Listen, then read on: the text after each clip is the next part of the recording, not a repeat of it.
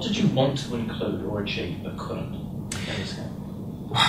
One of our big problems with Total War games is we always set the bar too high for ourselves. I mean, we are our own worst critics in that we'll look at something and go, damn it, I wish we could have done more with that. I don't want to get too explicit because you'll be seeing these things in the future, but we wanted to do a few things with the way that the campaign map worked, which we were able to achieve the vast majority of, but not the fullness of. We also wanted to do a couple of things on the multiplayer side, specifically with regards to the campaigns, that unfortunately we couldn't get in to the final title just due to time and testing.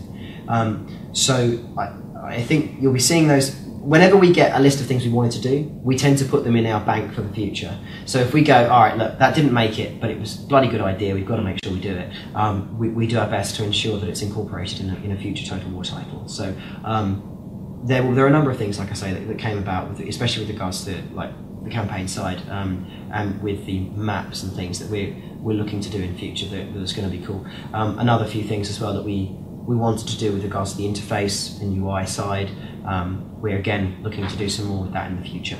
So yeah, there are a couple of things that just had to be cut for time reasons and tech reasons. But the next time we get the chance to involve ourselves on another project, we'll definitely look to do them. Going just beyond Napoleon Total War explicitly itself, I mean, there's only so many areas of Total War that you can really go through. Is there anything in the pipeline, perhaps a few later down the track?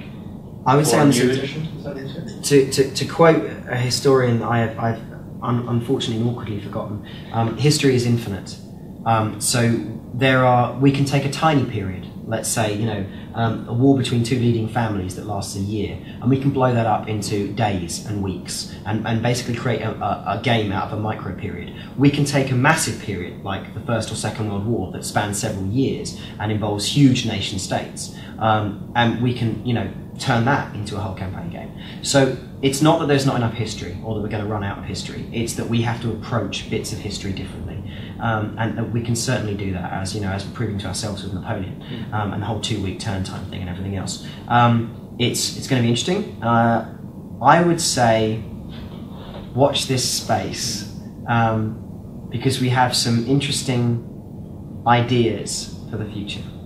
The reason why I asked that for a bit of context is because the Total War series, as you mentioned before, actually comes from a Total War military concept, which was the and the doctrine of Total War. Mobilisation of the home front. Yep. And it did become a stage kind of post-War Second World War that no longer is a reality. Where the mass targeting of civilians became unpalatable, where like you say, the entire home front doesn't involve itself in the war effort, and not every citizen's tax money is going into the war.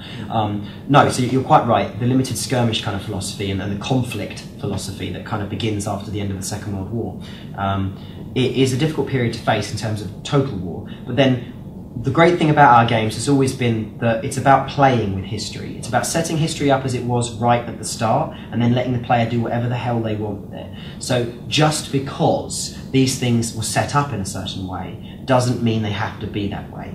So if we do choose a period that's not necessarily a, to quote, Total War period, it will allow itself to be bent to your whim, which means it could definitely be turned into one. So that's always been the focus.